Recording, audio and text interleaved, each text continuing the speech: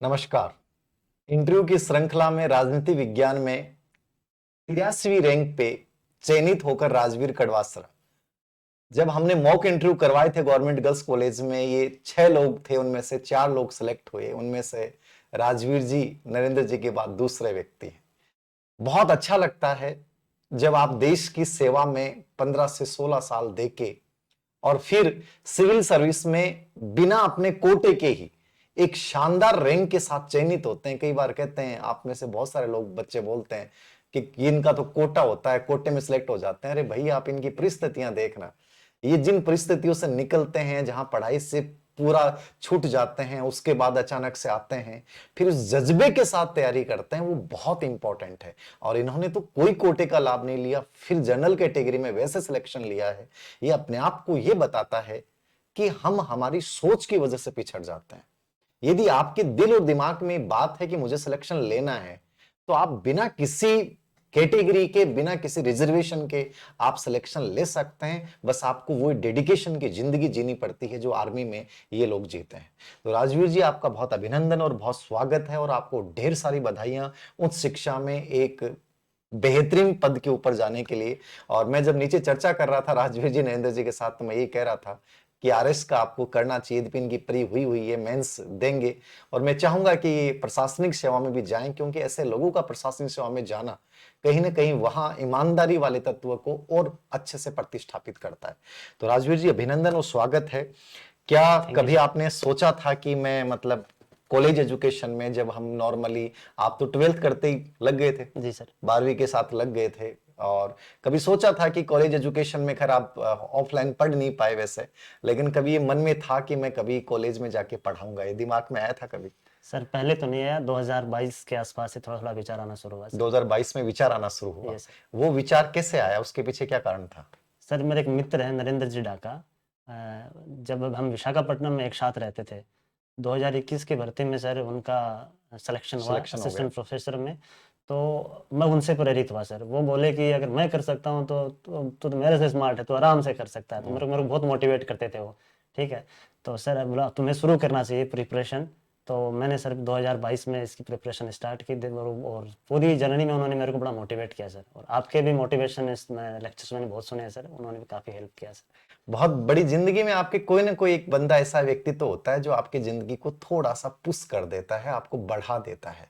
नरेंद्र जी जिनका ये जिक्र कर रहे हैं, वो मेरी कॉलेज में मेरे साथी हैं स्टाफ के, और बहुत अच्छा व्यक्तित्व है, बहुत सरल व्यक्तित्व है, बहुत डेडिकेटेड व्यक्तित्व है, बहुत अलग। मतलब मेरे पास प्रशंसा के लिए कोई शब्द नहीं है उनके लिए।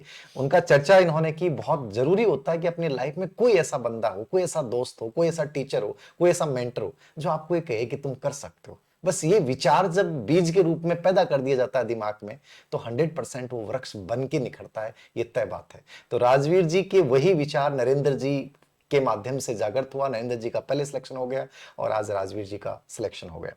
बहुत अच्छा लगता है राजवीर जी। एक चीज मैं पूछना चाहूंगा कि जैसे आपने तैयारी शुरू की, इस दौरान आपको लगा कि कहीं प्रॉब्लम है, कहीं कभी मन में आया कि नहीं होगा सिलेक्शन? ऐसे विचार दिमाग में आते थे? इतना कुछ खास तो नहीं आया सर। मैंने जब तैयारी स्टार्ट की सर, तो मैं अपने तो टारगेट डिसाइड करता था सर। और वो टारगेट कभी वीकली होते थे, कभी मंथली होते थे, कभी पर डे भी होते थे सर। ठीक मैं है। उनको लगभग अचीव कर लेता था सर, जितने। मतलब जो तय किया कि आज ये हाँ, पढ़ना है। टाइम मैनेज करके। तो शायद सर मेरे को लगता है कि जब आप अपने गोल्स को, प्लानिंग को हिसाब से चल रहे हो और उसको अचीव करते रहते हो टाइम पे, तो नेगेटिविटी नहीं आती सर। आप नेगेटिविटी नहीं है। कंटिन्यूटी उस तैयारी में बने रह सकते हैं सर। बहुत खूबसूरत बात है, और हम सबको सीखने के लिए बात है। और मैं हमेशा बोलता हूं आप लोगों को कि टुकड़ों में बांट लीजिए पूरे पार्ट को, कि मुझे आज ये तय करना है। ये मैं भी करता था राजवीर जी, चिपका लेता था स्टडी टेबल के ऊपर कि आज ये 7 टॉपिक पढ़ने हैं, और जब तक नहीं पढ़ूंगा रात को नींद नहीं आएगी, वो तो पढ़ने ही है। इससे क्या होता है, आप में डोपामाइन हार्मोन स्रावित होता है, पॉजिटिविटी आती है कि यार आज के टारगेट पूरे कर लिए, अब कल के। तो धीरे धीरे आप में नेगेटिविटी कभी आएगी नहीं। ये कब होता है नकारात्मकता और हारने के विचार कब आते हैं? जब आप अपने टारगेट्स को पूरा नहीं कर पाते हो, फिर दिमाग में आने लग जाता है मैं पिछड़ रहा हूं, मैं हार रहा हूं, मैं कमजोर हो रहा हूं। तो ये चीज बहुत अच्छी आपने स्ट्रेटेजी। और इसके अलावा कोई स्टडी टिप्स जो आपने हाँ फॉलो? सर, मैंने सर, मेरे लिए ऑफलाइन क्लासेस तो पॉसिबल था नहीं सर, क्योंकि मैंने तीनों पेपर अपनी नेवी की सर्विस के दौरान ही दिए सर। सही बात है। तो मैं ऑनलाइन जो प्लेटफॉर्म है उसका मैं मतलब तय दिल से बहुत आभारी हूँ कि हम जैसे लोगों को उन्होंने सही बात है कि मंच एजुकेशन, दिया है, नहीं तो मंच पॉसिबल प्रदान ही नहीं किया। होता। तो मैंने सर क्लाम एकेडमी का बेनीवाल जी सर का कोर्स लिया था। उस कोर्स को मैंने सर जब फर्स्ट टाइम पढ़ा, एक बार वीडियो देखे और साथ में उनके सर प्रिंटेड नोट्स होते थे, वो मैं एक बार रीड करता था। मैंने पहला रिवीजन ऐसे कंप्लीट किया सर, और ये रिवीजन मेरा लगभग सर जब एडवर्टाइजमेंट आया था जून 2023, तब तक मेरा ये ऑनलाइन वाला कोर्स लगभग कंप्लीट हो गया था सर। तो मेरी अभ्यर्थी को सर एक ये भी सलाह है कि जब भी आप किसी एग्जाम की तैयारी कर रहे हैं तो आप विज्ञप्ति का वेट मत कीजिए। सही बात। आपको जो भी ऑफलाइन ऑनलाइन पढ़ना है, एटलीस्ट आपका वो विज्ञप्ति आने से पहले पूरा हो जाना चाहिए। पूरा हो बाकी का टाइम आप सेल्फ स्टडी में दोगे तो बेहतर परिणाम आएगा। तो मैंने सर पहला रिवीजन ऐसे वीडियो देखे, नोट्स पढ़े, कंप्लीट किया।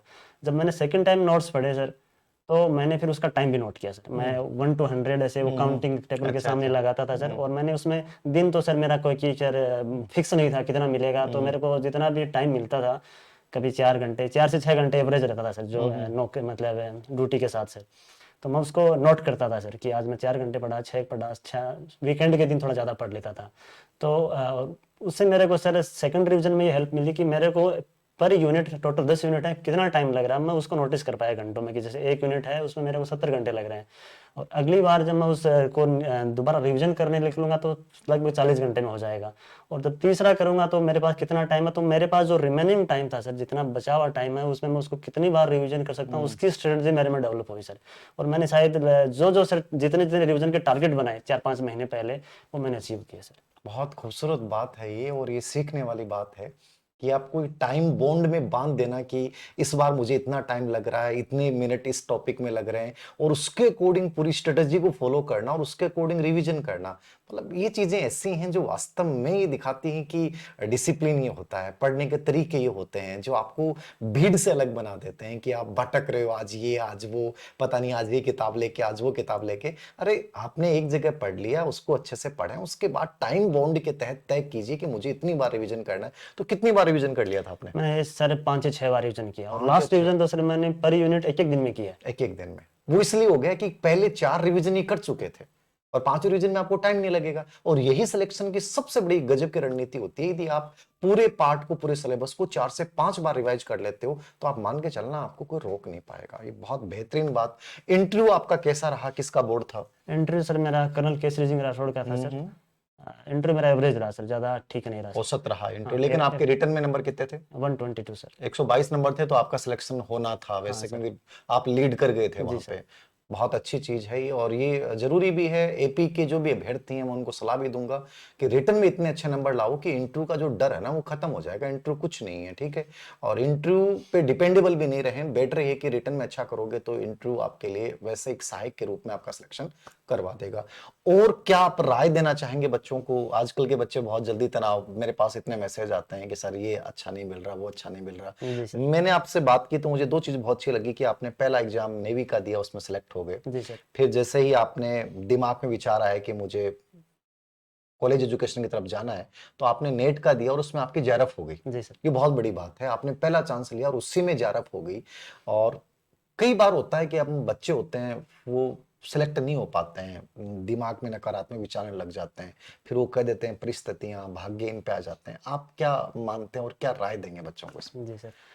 सर सबसे पहले तो स्टूडेंट जिस भी शिक्षक से पढ़ रहा है उसके प्रति उसकी फुल रिस्पेक्ट होनी चाहिए सर। सही बात। तभी आप उससे उतना ज़्यादा ग्रहण कर पाओगे। सही बात। अगर शिक्षक के प्रति ऐसे नकारात्मक भाव है कि इनको आता है नहीं आता है, तो फिर नहीं हो पाएगा। तो जितने भी शिक्षक हैं उनके प्रति आप पूरा सम्मान रखें कि उनसे बेहतर शिक्षक कोई नहीं है, तब उनसे आप बहुत अच्छे से ग्रहण करोगे।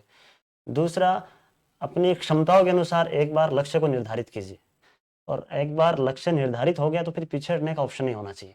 फिर उस लक्ष्य से टकराना है, और पूरी मेहनत के साथ, पूरी एनर्जी के साथ टकराना है।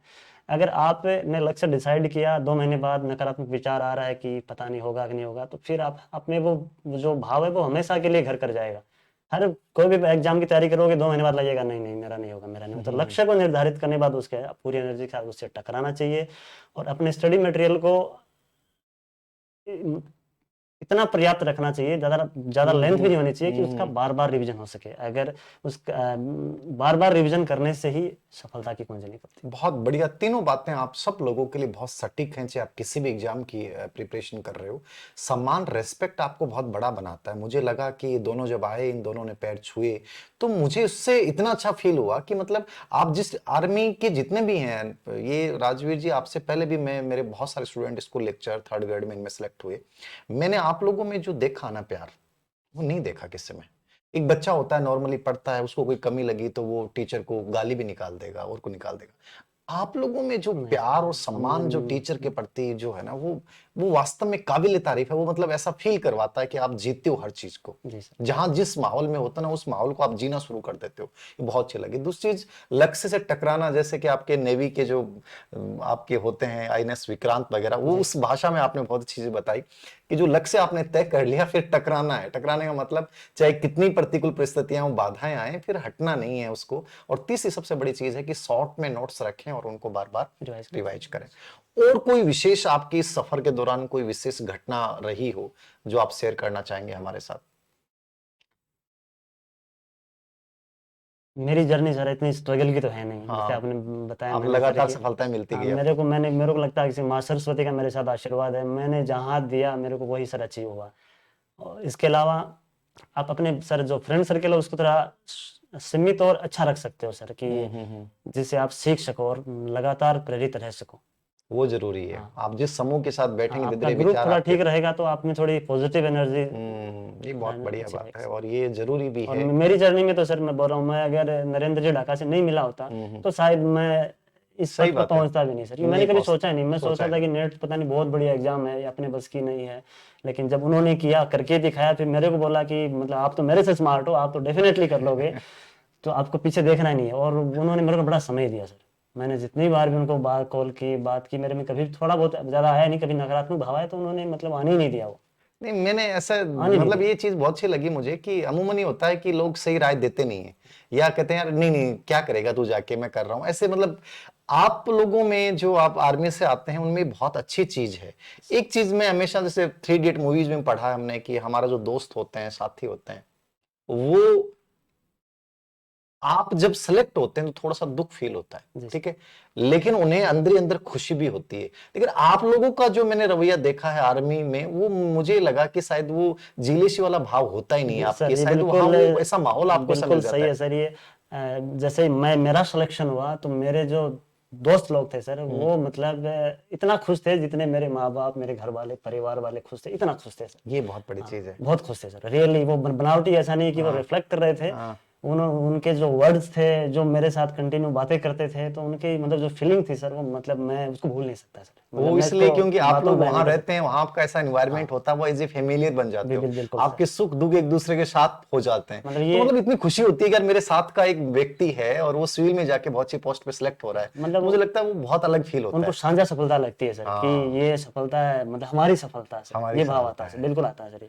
ये बहुत बड़ी चीज है और ये होना चाहिए। और ये मैं नॉर्मल जो अपने बच्चे हैं, बेरोजगार बच्चे, इनको भी कहता हूँ कि जो ग्रुप बनाओ ना, उसमें ऐसा बनाओ कोऑपरेटिव लर्निंग, जहां प्रतिस्पर्धा है ही नहीं, जहां ईर्ष्या है ही नहीं, जहां एक दूसरे के साथ खड़े मदद कर रहे हैं, वहां जो माहौल मिलता है और जो मोटिवेशन मिलता है ना, वो बड़ा गजब का होता है। ये बहुत अच्छी बात राजवीर जी ने बताई है। राजवीर जी, बहुत शुभकामनाएं आपको। और मैं तो ये चाहूंगा कि आप प्रशासनिक सेवा को भी बहुत अच्छे से लें और जिंदगी में खूब बुलंदियां छुएं। हो सकता है कि आपकी तीसरी उपलब्धि आरएस के रूप में हो। और मैं तो ये चाहूंगा कि आरएस में भी आप सिलेक्ट हों, उसके बाद भी आपका एक छोटा सा इंटरव्यू और लें। और बहुत खुशी हुई आपसे मिलके, और इस सफलता के लिए ढेर सारी शुभकामनाएं, आपके पूरे परिवार को शुभकामनाएं।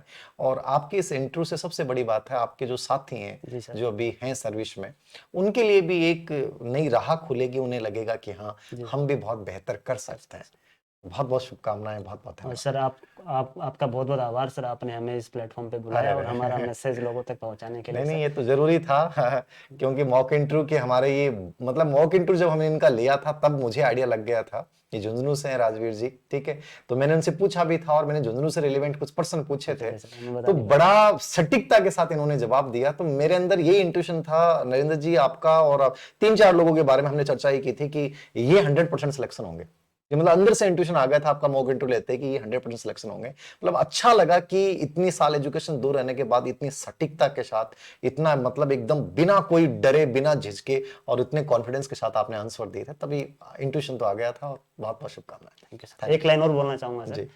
कि हम पढ़ने सर कॉलेज तो नहीं जा पाए, लेकिन अपने गुरुजनों के आशीर्वाद से, शुभकामनाओं से पढ़ाने जरूर जाएंगे ये सर। बहुत बड़ी बात है। बहुत बहुत शुभकामनाएं आपको।